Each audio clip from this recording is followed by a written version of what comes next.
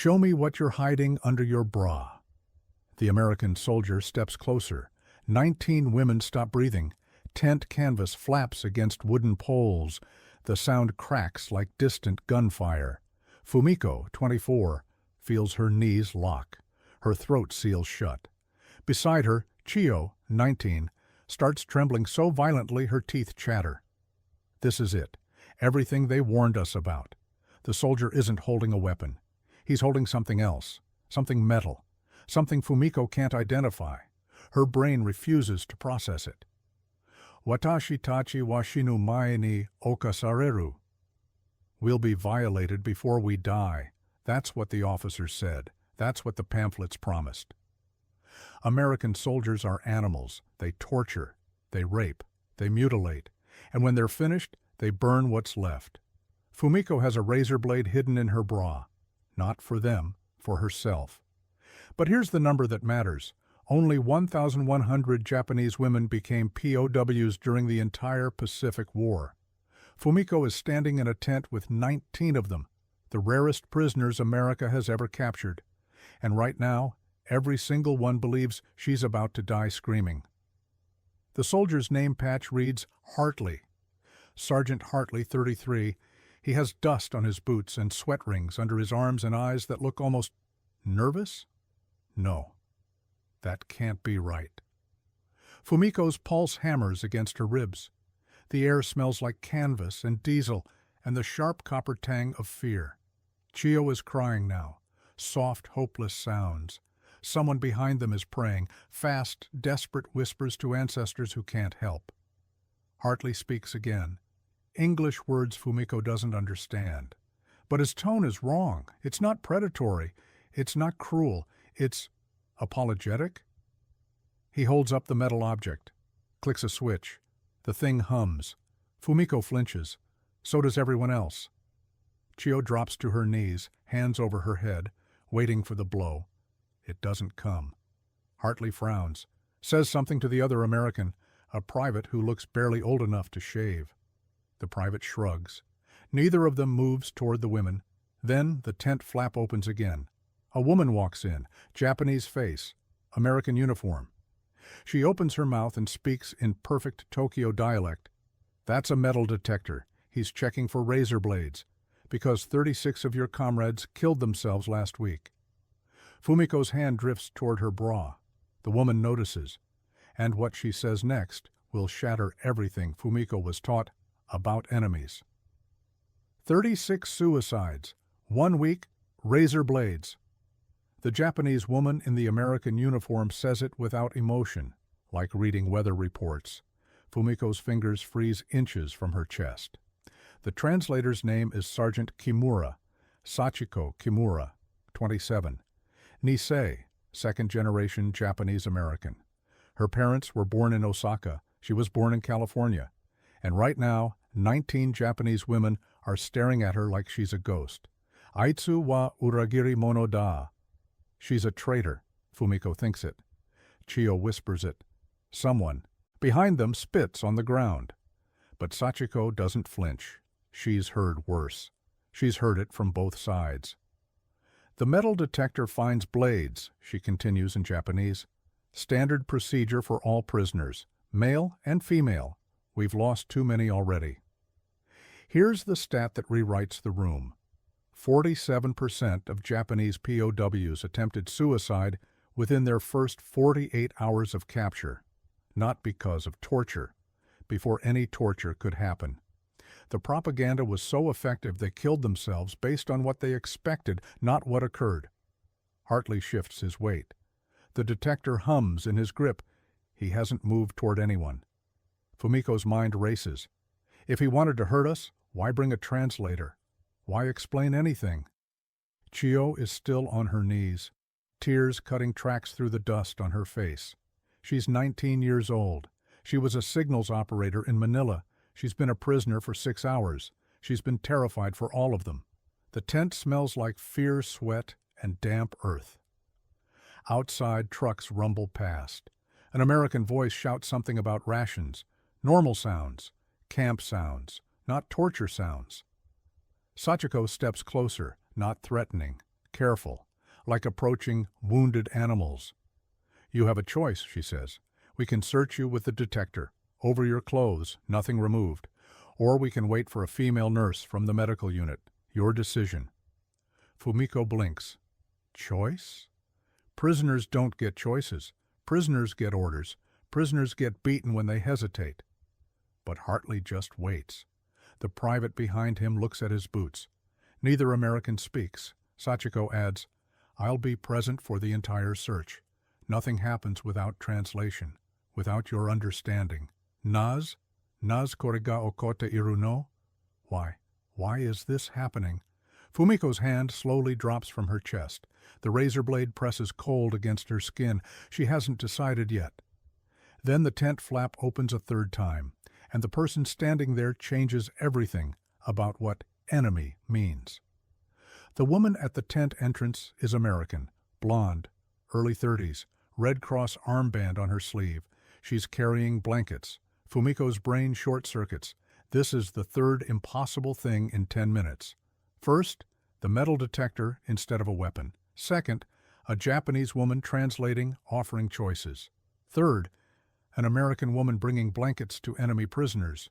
Kore wa wana da. This is a trap. Lieutenant Margaret Sullivan, 34, doesn't know she's being watched like a predator. She just knows 19 women are freezing and the night temperature will drop below 50 degrees. She counts heads, counts blankets, frowns. "I'm 3 short," she says to Hartley. "Can you get more from supply?" Hartley nods, leaves, takes the metal detector with him. The tent falls silent. Sullivan starts distributing blankets, one by one. She hands them directly to the women, looks each one in the eyes, nods slightly, moves to the next. No throwing, no disgust, no hesitation. When she reaches Chio, still kneeling, still trembling, Sullivan crouches down, eye level, non-threatening. "Hey," she says softly. English words Chio doesn't understand. Sachiko translates, "She's saying it's okay. You can stand up. No one's going to hurt you." Chio looks up, face swollen from crying, eyes red-rimmed and terrified. "Usoda, Zenbu usoda." Lies. It's all lies. But Sullivan is holding out a blanket, gray wool, U.S. Army issue, the same blankets American soldiers use. Here's the number that cracks the propaganda. Japanese POW mortality rate in American custody was 2.4%. Japanese civilian pamphlets claimed it was 100%, that every prisoner was tortured to death. The lie was off by 97.6 percentage points. Chio takes the blanket. Her hands are shaking so hard she nearly drops it. Sullivan helps her wrap it around her shoulders. Fumiko watches this exchange like watching a hallucination. Her own blanket sits heavy in her arms. It smells like wool and something faintly chemical, mothballs maybe. Clean. Real.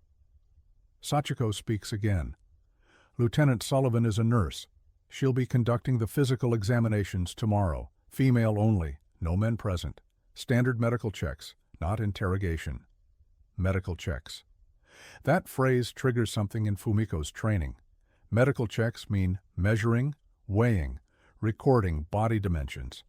Karada no sunpo o kuroku suru, recording body measurements. Her propaganda training floods back.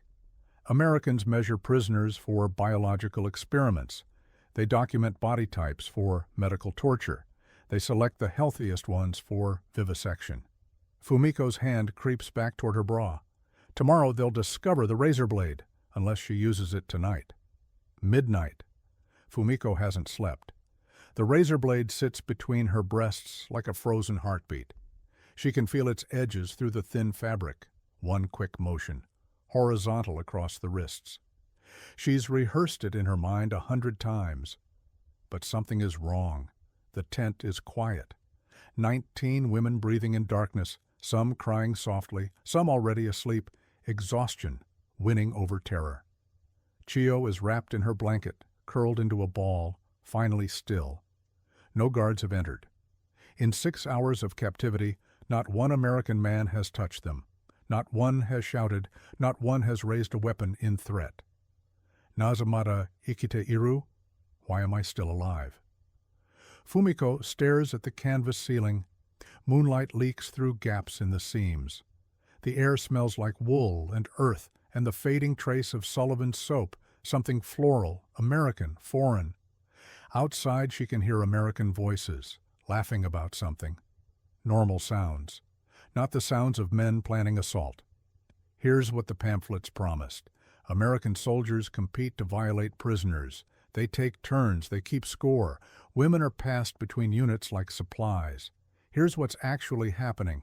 A 19-year-old girl is sleeping peacefully for the hour, first time in weeks because a blonde nurse gave her a blanket and spoke to her like a human being. The contradiction is breaking Fumiko's mind. Across the tent, someone sits up. Mariko, 31, former Army nurse, captured alongside Fumiko in the Philippines. She's been silent all night. Now she whispers, "Fumiko-san, anata mo nemuranai?" You can't sleep either?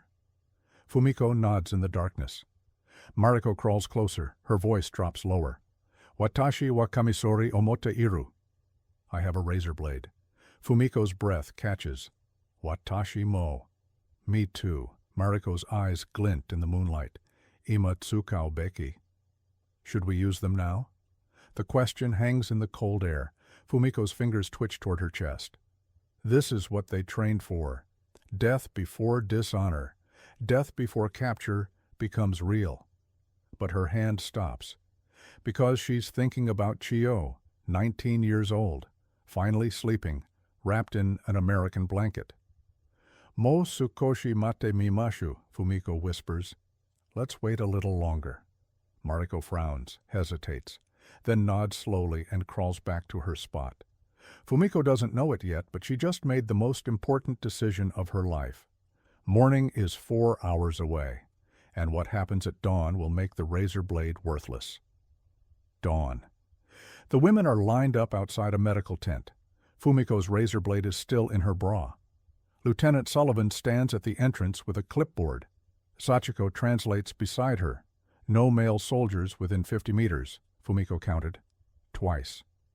Ishindo no junjo wa namai jundesu.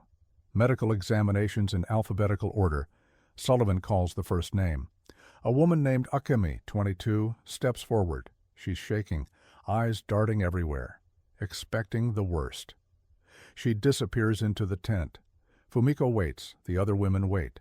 The morning air smells like coffee from a nearby American mess tent. Someone's frying something, eggs maybe. Sounds of a camp waking up, normal sounds. 5 minutes pass. Akemi emerges. She's not crying, she's not bleeding, she's not traumatized, she's confused. "Naniga okota?" someone whispers. "What happened?" Akemi blinks, opens her mouth, closes it. Her words come out stunned. "Shincho to taiju o hakata, ketsueki kensa, shika kensa, sordake." They measured height and weight. Blood test, teeth check, that's it. Fumiko's mind spins. That's not what medical examinations mean. That's not what the training said. Here's the stat that demolishes the propaganda. American POW medical protocols followed Geneva Convention Article 15 exactly.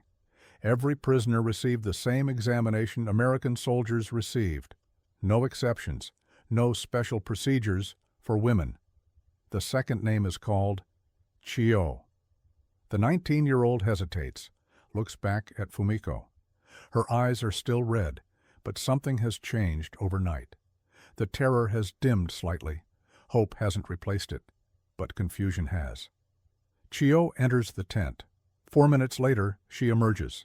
Same expression as Akemi. Bewildered, intact. Sullivan calls the next name, and the next. The line moves. Fumiko watches each woman enter, terrified and exit confused. No screaming, no struggling, no sounds of violence from inside. When Mariko's turn comes, she hesitates at the entrance. Her hand drifts toward her chest, toward her own hidden blade. She looks back at Fumiko. "Maratsukao? Still use it?" Fumiko shakes her head slowly.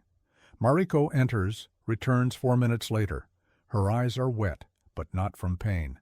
"Kanojo wa watashi no ha o naosu to ita," Mariko whispers. She said she'd fix my teeth. Fumiko's name is next. She steps toward the medical tent. The razor blade presses against her skin. Sullivan smiles. Professional, not predatory. Holds open the canvas flap. Inside, Fumiko sees a clean examination table, medical instruments, and no restraints. What happens next will change how she defines enemy forever. Please remove your jacket only. Keep everything else on, Sachiko translates. Fumiko doesn't move. Her jacket is the outer layer. Beneath it, her uniform blouse. Beneath that, her bra. Beneath that, the razor blade. Sullivan waits, patient. No impatience in her eyes. The examination room smells like rubbing alcohol and clean cotton. Fumiko's hands tremble as she unbuttons her jacket. The fabric falls away. She stands in her uniform blouse, arms wrapped around herself. Kore wa wanada. Kore wa wanada. This is a trap. This is a trap. Sullivan steps closer, but not close enough to touch. She holds up a stethoscope. I'm going to listen to your heart and lungs, Sachiko translates. Through your shirt. I won't open any buttons. Is that okay? Is that okay? Fumiko has never been asked that question by anyone holding authority over her. In the Imperial Army, orders were orders. You obeyed or you were punished. There was no okay. She nods once, barely. The stethoscope touches her back, cold through the fabric. Sullivan's face concentrates, listening professionally, not leering, not lingering. Deep breath, please. Fumiko breathes. Her chest expands. The razor blade shifts slightly against her skin. Her heart pounds so loud she's certain Sullivan can hear it through the instrument. But Sullivan just nods. Lungs are clear. Heart rhythm is elevated, but normal given circumstances. Given circumstances. She knows we're terrified. She expects it. The examination continues. Blood pressure cuff on her arm. Temperature under her tongue. Eyes checked with a small light. Reflexes tested with a rubber hammer on her knee. Here's the protocol that saved lives. U.S. Army Medical Directive 1944B required identical examination procedures for all POWs regardless of gender, nationality, or rank. Deviation meant court-martial. Sullivan would lose her commission if she violated it. 15 minutes pass. Sullivan makes notes. Sachiko translates each step. Nothing invasive, nothing violent. Then Sullivan pauses, looks at Fumiko's chest, frowns slightly. Fumiko's blood freezes. Kanojo wa shite iru. Kanojo wa kamisori o mitsuketa. She knows. She found the razor. But Sullivan says, You have a slight heart murmur. Have you had rheumatic fever as a child? Sachiko translates. Fumiko blinks. Heart murmur. Hi, Juisai no toki. Yes, when I was 11. Sullivan nods, makes a note. We'll monitor it, nothing serious. That's it. The examination ends, but Fumiko isn't relieved, because tomorrow is the contraband search, and her razor blade is still waiting. The next morning, contraband inspection. Fumiko stands fifth in line. The razor blade has migrated. She moved it from her bra to her sock during the night. Lower, harder to find, easier to access. Sergeant Hartley is back with the metal detector, but he's standing 20 meters away, not approaching, just supervising. The actual search is conducted by two people, Sullivan and Sachiko. Women searching women, no male hands involved. Kore ga America Jin, no yarikata? This is how Americans do it? Fumiko watches the first woman, Etsuko, 26, step forward. Sullivan explains the procedure through Sachiko. Arms out, detector passed over the body, pat down over clothing only, shoes removed and inspected. Etsuko's search takes 3 minutes. They find nothing. She returns to the line, face blank with disbelief. Second woman, same procedure. Nothing found. Third, fourth. Then Fumiko. She steps forward, arms out, heart slamming against her ribs. Sullivan passes the metal detector over her torso. It hums steadily. No beep. Fumiko's razor blade is in her sock, outside the detection range. The pat-down begins, gentle, professional. Sullivan's hands move quickly, pressing fabric without lingering, shoulders, arms, waist, hips. Please remove your shoes. Fumiko's throat closes. Her feet won't move. Sachiko's eyes narrow slightly. She's noticed the hesitation. Tuka shimashitaka. Is something wrong? Here's the moment. Fumiko can refuse. She can run. She can grab the blade and end everything before they find it.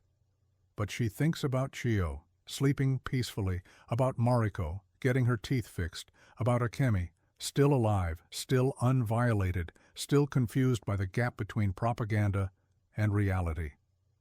Slowly, Fumiko bends down, removes her left shoe, then her right.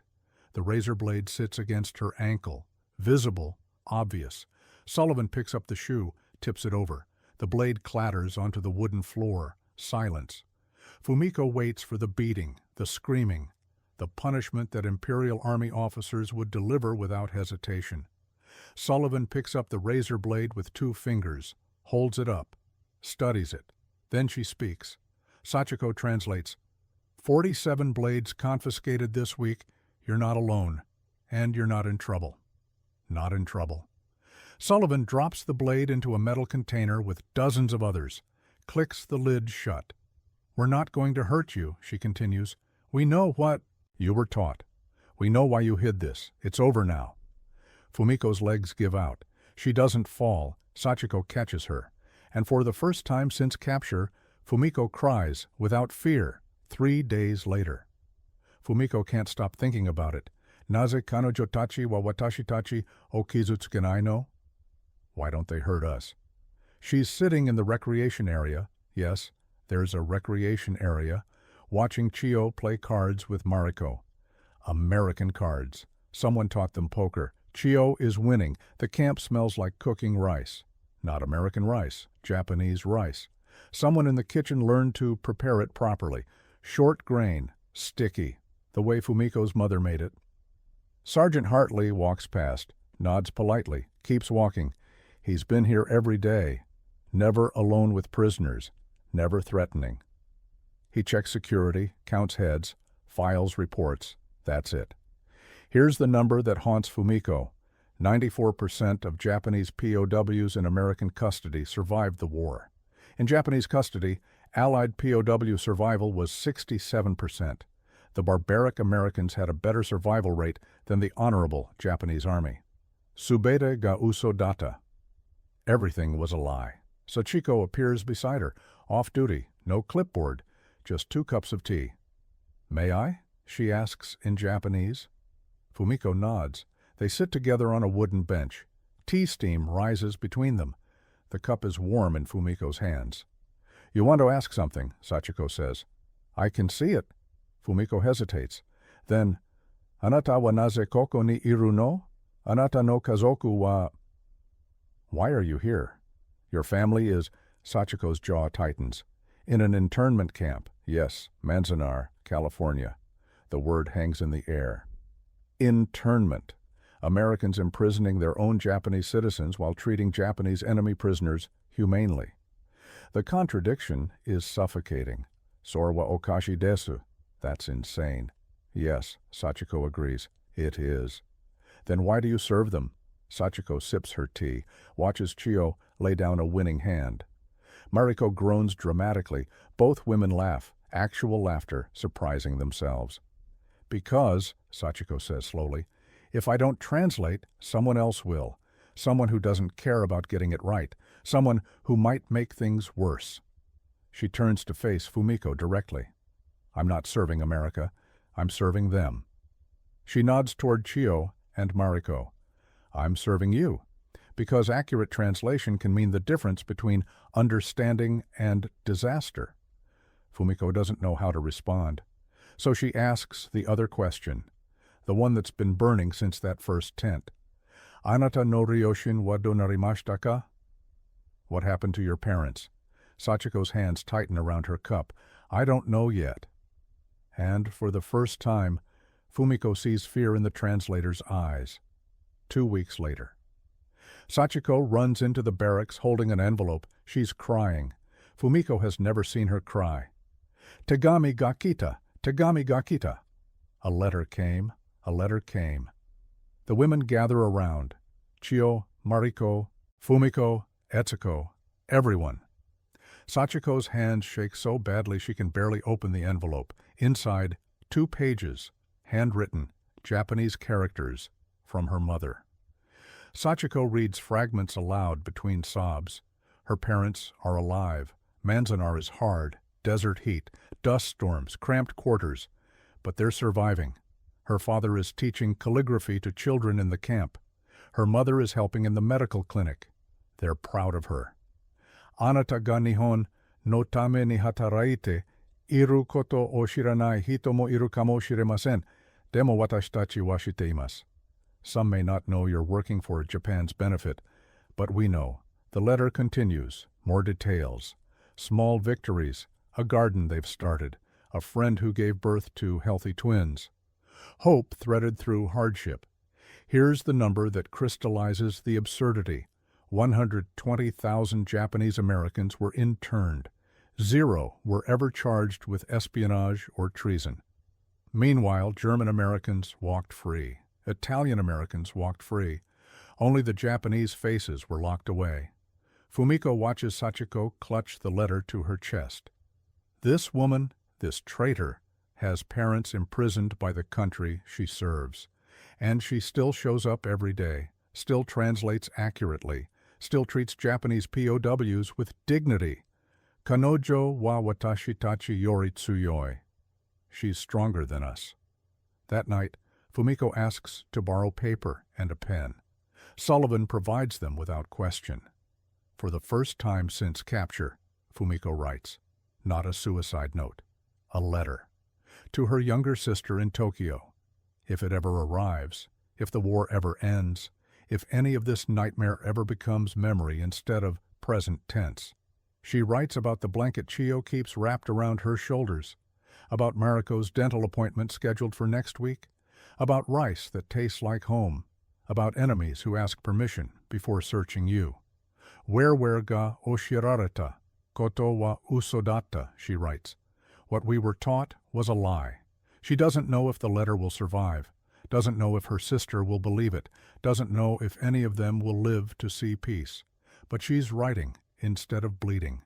And tomorrow, something will happen that proves everything has changed. Sachiko will introduce them to someone new, someone Japanese, someone American, someone impossible. 53 years later, Tokyo, 1998. Fumiko stands at a museum podium. She's 77 years old. Gray hair pinned back, hand steady on the microphone.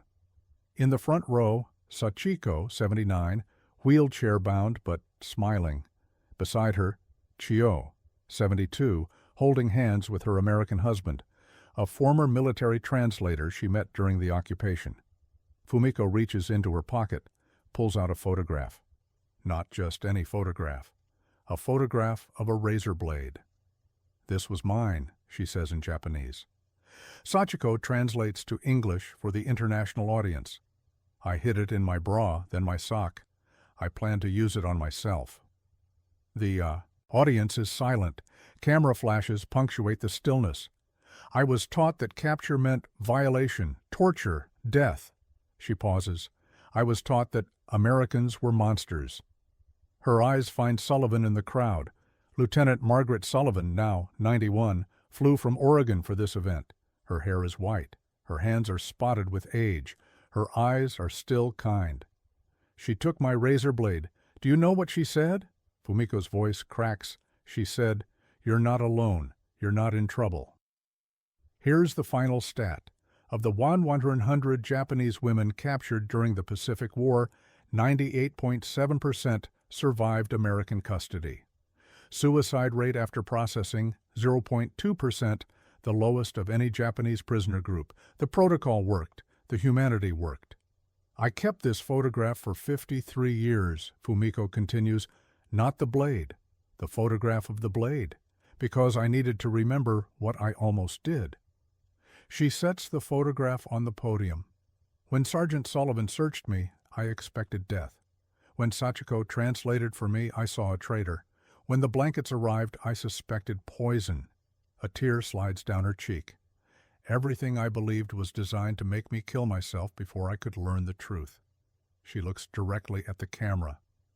The truth is this. They asked what I was hiding under my bra. I thought they wanted to destroy me. Instead, they found a weapon I planned to use on myself, and they took it away, not to hurt me, to save me. Sachiko reaches up from her wheelchair. Fumiko takes her hand. I spent 60 years believing I was captured by enemies. I was wrong. The audience applauds. Sullivan is crying. Chio is crying. Even the translators are crying. But Fumiko isn't finished. The razor blade is in this museum now. The label reads, "The weapon that was never needed." She squeezes Sachiko's hand. Because the real weapon against propaganda isn't violence, it's the truth.